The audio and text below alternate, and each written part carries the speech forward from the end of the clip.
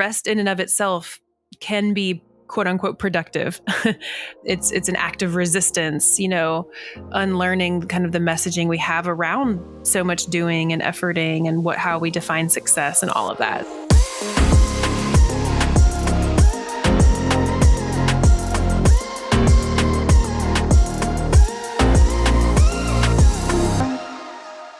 What's up, guys? This is the Mentally Shredded Podcast. I'm your host, Christopher Whedon, and today's guest is Juliet Kuehnle. She is a speaker, author, and psychotherapist who runs her own practice. I'm excited to share her story and her journey with you all today. How are you doing, Juliet? I'm doing okay. When you ask a therapist that, we should give you the correct, the real answer. So I'm not awesome. I'm truly just kind of doing okay. And we can peel back those layers if you want, but I am very excited to connect with you and be here. Yes. Well, thank you again for being here despite not feeling your absolute best. And we all have those days. And honestly, I'm glad that this episode started off like that, because that is the most genuine, the most authentic that we can just start an episode off with. Yeah. And I'm even more excited than I was before we started. Yeah. I mean, that's part of my whole thing is the, how are you really? We've been so conditioned to just have I'm good. How are you? And it's like, no, like often I'm really not. But there's not like the time or the space or the safety to dive into it. But we have that today. Yes. My automatic response is when people say, "Hey, Chris, how are you?" I say, "Living the dream." And I had to learn how to start using that response specifically because I knew I wasn't in a place where I was living my dream. And I knew at some point, if I said it enough, if I believed it enough, if I did the work, there would come a time where I was actually doing exactly what I said I wanted to be doing, living the life that I wanted to be living, and surrounded by the people I wanted to be surrounded by. And so the more I say that, the more I believe it, and the more things continue to fall into place. And so that is my automatic response, not telling people that's what they should say, but I've learned a lot from responding like that. Yeah, for you, it sounds like it kind of helps manifest it, right? Like, yeah, I'm going to step into that. And it also just creates some more intentionality around it. If you're going to say it, you're going to look for it. You're going to create some action around it. Yeah. Absolutely. Well, let's dive into, your background a little bit. We obviously touched on, you are a counselor, you are a psychotherapist. How did this come to be? What made you say, this is how I want to serve? Yeah. So one of my other lines is that I've been on both sides of the couch. So I was a client first as a pretty young kiddo, around 8 or 10 years old, and then kind of off and on since then till I was pretty consistent as an adult. But so I knew early on the power of having a true, genuine connection with a therapist. I remember in high school shadowing psychiatrists, and I just kind of knew pretty early on that was what I felt called to do. And it's incredibly rewarding and fulfilling, and also hella hard. And that's part of kind of where I am emotionally and mentally this past few weeks. It comes in these waves sometimes where I can be pretty good at compartmentalizing for the most part and not carrying stuff home and taking care of myself well. And then there are times where, the stories are just so heavy or my reserves are low. And so it seeps in. And so that's kind of part of my funk or actual like depressive episode right now is just wearing it. But I know that that's part of it because I'm an empath and because I truly care. It's not just a job. So I sometimes throw maybe too much of myself into it. Yeah. Well, I think the fact that you are able to feel exactly what your patients or your clients are growing through. I always say growing, not going. It does allow you to connect with them at a different or deeper level. Yeah. I have a few friends that are empaths. Learning how to take that, receive it, and then not embrace it as your own is the hardest step, right? And I think if we can unpack that a little bit, what are some ways that you are working on kind of being able Mhm. to sit there in that space, because you are taking a lot on, right? This work is not Yeah. easy, and we understand that. But how do you take it Yeah. on and not wear it as your own baggage? Yeah. I'll tell you kind of what the ideal setup Mm, is, and then probably how it seeped in this time a little more aggressively than usual. Because I think it's important to know too that like I wear a lot of different hats. So, and I'm also a doer. I don't know if you know mm, anything about the Enneagram, but I am very much, I lead with a 3, the achiever. I'm a doer. Okay. Uh-huh. An efforter. And I am trying so hard to unlearn so much of that. But regardless, I wear a lot of hats. So, group practice owner, therapist, supervisor, writer, speaker, da da da da, da, but also mom to 2 young girls, wife. There's a lot. So ideally, I have over time figured out how to achieve pretty decent balance with all of those things, which doesn't always mean like 50-50 work life or whatever, but it means that I've figured out how to prioritize what I value. That's what yeah, balance is yeah, to me, is being very values aligned, and over time, it all evens out. So that's kind of the ideal setup, is having that balance, leading with those values, and practicing can I cuss? Because sure. okay. Let it So go. Look, okay, practicing a shit ton of self care is what I was going to say. I have a lot of proactive self care in place, and it has been a very watered down buzzword, self care, but it is absolutely non-negotiable. So I've got a lot of that in place. So usually that keeps me pretty balanced. This most recently, I think what's kind of gotten me off kilter is just, this is a new season of life. My kids, my oldest is kind of into this tween stage, which I'm just like wholly not prepared. And so my reserves are just definitely lower. I did not really plan for that transition into summer as well as I could have. And just again, like I mentioned before, the client stuff has just been really heavy. World stuff is just really heavy. So I find myself completely impacted by news and politics. And when all of that stuff starts to seep in too much is when I just kind of lose control. mm, And then yeah, I lose sight of even the self care things that are typically helpful for me. Yeah. So I'm trying, even in my self care, to not be as quote unquote productive. I'm trying to do like more yoga to mhm, calm my nervous system rather than like the Peloton, which is what I normally do to flush it out, but actually revs me up. Right. So just being a little yeah. more attuned to that kind of stuff.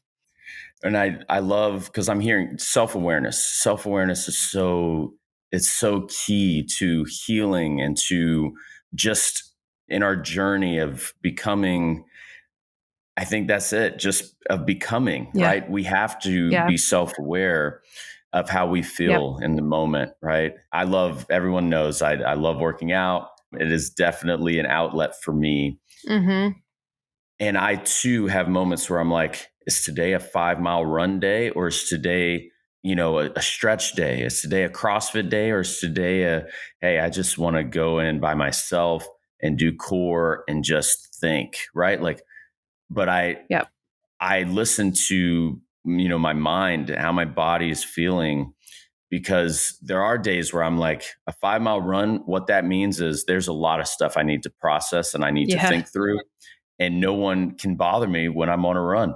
No, my phone's not ringing or anything. And so it's Mm-hmm. just important to take that time to understand like what you need in that moment. I love that Mm-hmm. yoga is an outlet, because it Yeah. allows you to slow down. You Right. can't rush in yoga. Yeah. And I would say to that, what comes to mind for me is, yeah, the self awareness obviously being sort of that first step, but Mhm. sometimes I ignore it, So the other part being giving myself the permission to listen to whatever that attunement is telling me. And that's really hard for us because there's so much unlearning in that, like around things like rest. Rest in and of itself can be quote unquote productive. It's an act of resistance, unlearning kind of the messaging we have around so much doing and efforting and how we define success and all of that. So yeah, I have the awareness, and it's just whether or not I give myself the permission to listen to it. How do you feel when you hear the word grace Mhm. in this moment? Mhm. So that makes me think of self-compassion, which is also something I'm continually working on. It's imperative in a season that I'm in right now because I can get really negative in my self-talk and not give Yeah. myself a lot of grace. I'm not sure if that's where you were going with it, but that's what landed. Yeah, no, I love that. Looking for a consulting firm that can help your organization achieve its full potential?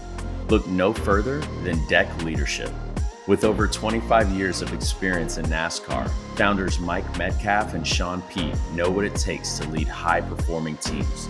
They can help you uncover opportunities for diversity, efficiency, culture, and kindness, all while inspiring human brilliance. And if they can lead pit crews that can change 4 tires and fill 18 gallons of gas in less than 12 seconds, just imagine what they can do for your organization. Visit www.deckleadership.com for more information. I talk every day about the importance of combating that negative self-talk because we're human. We're Mhm. automatically programmed to just let negative come in because it's there.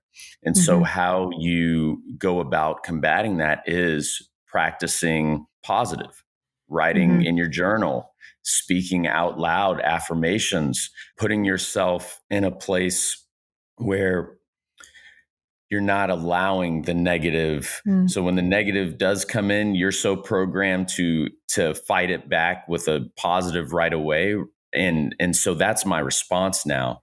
And I Mhm. can feel when the energy starts to shift towards negative Mhm. and a thought comes in, I automatically right there in that moment fight it. I will say something out loud or I'll write something that's positive because Mhm. where I'm going, I can't allow that to continue to creep in and Mhm. seep in because then it begins to put cracks in my foundation. Mhm. And when cracks are in the foundation, for me, that's when the anxiety comes on. That's when Mhm. the depression comes on. And so developing these tools, again, for me, is what has allowed me to, hey, I know I need a solid foundation. I know I can't allow cracks in. And we're not perfect. I'm a human, right? And I Mhm. still make decisions that the next day I'm like, man, why did I make that decision? you know, Mhm. um, but I'm learning and I'm Mhm. growing, and that's the beauty of it. You begin to Right. embrace this journey and give yourself grace in moments where, hey, you did fall short today, but that's okay. Mhm. We're gonna get up and we're gonna fight back the next day, and we're not gonna make that same decision, right? And Mm. so if I can help people in their journey, it would be to understand how can you as the individual learn how to build a solid foundation. Mhm. Yeah, I mean that's the crux of the therapeutic work I try to do is the guarantee in life is hardships, right? And is the inevitability of discomfort. And so as best we can fill our toolboxes to help create that solid foundation you're talking about and shift our relationship to that discomfort too. I think that's incredibly important. It's absolutely necessary. And those are my tells usually about when my anxiety and depression are creeping in is when it's harder for me to combat negative thinking or make different choices. That's when I know that stuff is ramping up a little bit. So being attuned again, that self-awareness, being Mhm. attuned to my body's cues, my mind's cues that like something's up here and then Yeah. responding to that as best I can. That's the work. Yeah. Yeah. Do you have just a habit or a trigger that Mhm. okay, if I start leaning into this, Mhm. it's pretty certain that my response is going to be X, and I have to avoid leaning Mm. into this area because I know Mhm. for me there are areas in my life where if I lean too far to the left and Mhm. sometimes too far to the right, right, and that's Mhm. going back to that balance. I can be swayed one way or the other, and Yeah. learning how to kind of live in that balance, if you Mhm. will, thinking of the heartbeat, how it's nice and steady, right across the line. But if you have too many peaks and valleys, there's a problem. And so Yeah. I'm learning that in my own life where I'm like, man, I just need to not have the highs and the lows right now. I just need to kind of be even keel. Yeah. What comes to mind when you say that for me is that leaning too far one way is me saying yes too much. That's a huge tell or trigger to know. And again, that's about the doing. And so done a lot of practicing around, again, making sure yeses are values aligned, but also just knowing that saying no is an act of self-care. Even if something is values aligned, that I have to really check in about like my energy level, my, the balance I talked about earlier, and sometimes a no. So yeah, that's if I can lean too far into burnout. Yeah. Yeah. And it's understanding as a former athlete, looking after your star player, right? You are your star player. And so if you know that something's off, well, you need to address that right away. Because if we do not address it, if we ignore the problem, it's going to get worse. And that is, since I started this work and my journey of healing, of growth, I recognize times where I would get these responses and I would push it down, right? Like most men out there, they're probably laughing right now because that is what we do. We just push it. Let me just push this as far down as possible. Hopefully it doesn't come back up. The problem is when you start doing the work, there's areas of your life where you master and you're like, cool, did this. I'm healed in that area. Well, one of those things that you buried is going to pop back up and it's going to be like, cool, now this one. And that was hard at first to recognize that this is a journey, that healing will take the rest of my life. It's not, there's nothing that I can do to just be like, boom, it's all fixed. How has that been for you in your practice and for you as an individual when you are addressing the healing patterns? Yeah. Oh my gosh, because it's so human to want that answer and that fix and to check the box, right? We have this strong desire, like, I've done it. Why am I not healed? Why am I not feeling better? And so a lot of my work is that psychoeducation for people around that it is not just this linear achieved destination, that it's, unicorns and ponies and rainbows from here on out. A lot of the work is the education around, again, shifting your relationship to discomfort, to your emotions, to your trauma, fill in the blank, whatever it is, so that you feel more empowered and have more agency in dealing with it. And I have to remind myself of that. I'm really good at teaching and talking to others about it. But because, again, I'm human, I have to remind myself of that too, that it's not linear, that sometimes I don't want to do the work. Honestly, I've got the tools. I know what I'm quote unquote supposed to do, but I don't want to. And that's also very human. So understanding how it ebbs and flows allows me that grace that we talked about earlier too. Absolutely. Absolutely. When you're speaking and just through this conversation, I'm starting to think about how we don't grow in our comfort zone, right? And so I wonder if there's a correlation too with when we are dealing with our mental health, when we're dealing with our overall wellness, and we're having this battle. And this is the first time I'm thinking of this, but I'm curious if when we are dealing with something, are we closer to the version of the person that we want to be in that moment of struggle, opposed to when everything is nice and easy and we haven't had anything going on? Are we closer to growth in that moment because we understand and recognize there's something going on?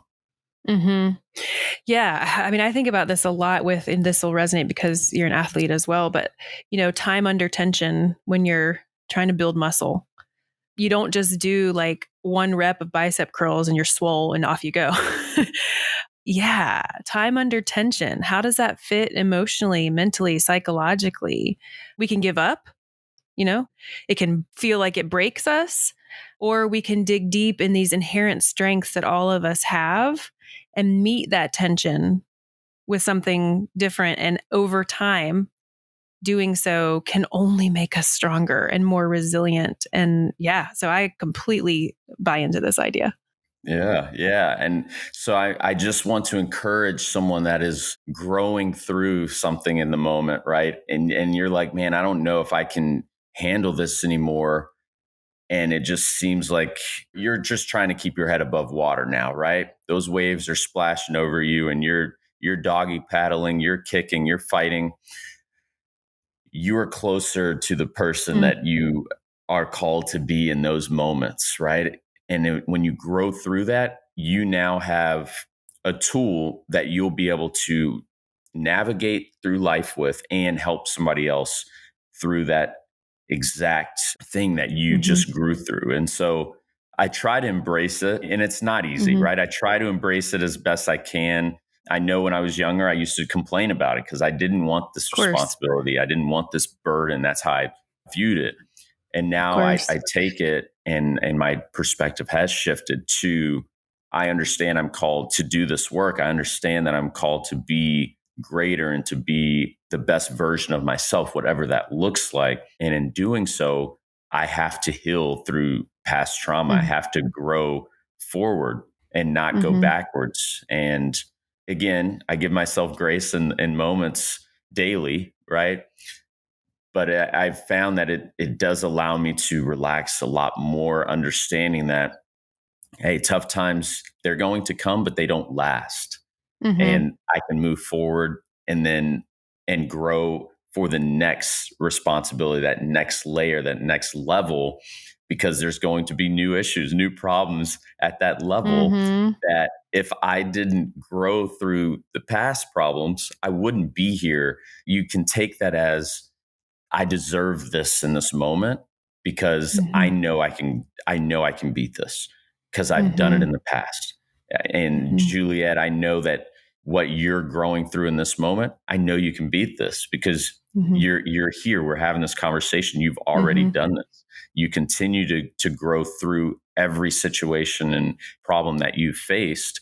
And this is just one extra battle. You're in the ring with just mhm, one extra opponent, and you're going to mhm, knock that one down, and you're going to keep moving forward. And I'm grateful that you are sharing this with us today because mm, it means a lot to me to be able to have this authentic type conversation with you. mm. Me too. And to me, it's so helpful. I mean, I don't know how to really do superficial, even though sometimes, again, as a person with a highly sensitive trait, empath, whatever you want to call it, sometimes I crave that. I'm like, gosh, it must be nice to just be like ignorant and surface level and all these words that feel like appealing to me about the opposite of being a feeler. But, and I know that this is actually like one of my superpowers.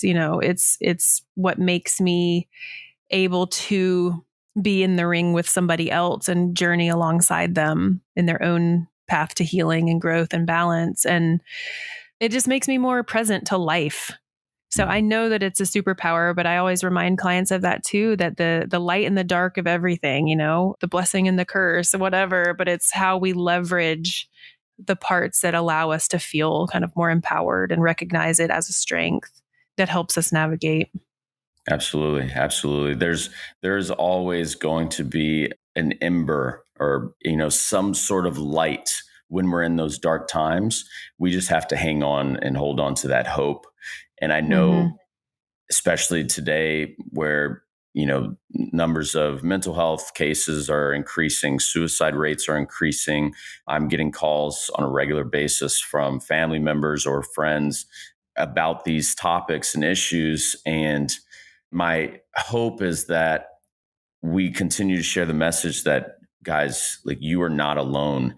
And Mhm. the fact that you are feeling like you are alone, that is whatever you Mhm. believe in, an energy, a source that you are connected to in this moment that wants you to feel like that. It wants you to give in to that feeling. And I encourage you to keep fighting and to stay here because there's a purpose. There's a purpose for your life.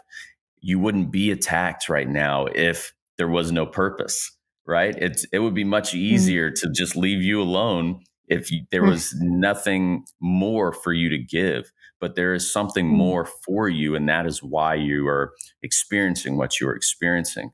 And so I just Mhm. encourage you to hold on to that hope because I know when you get out through the other side, you will understand why you went through that. Mm-hmm. Mm-hmm.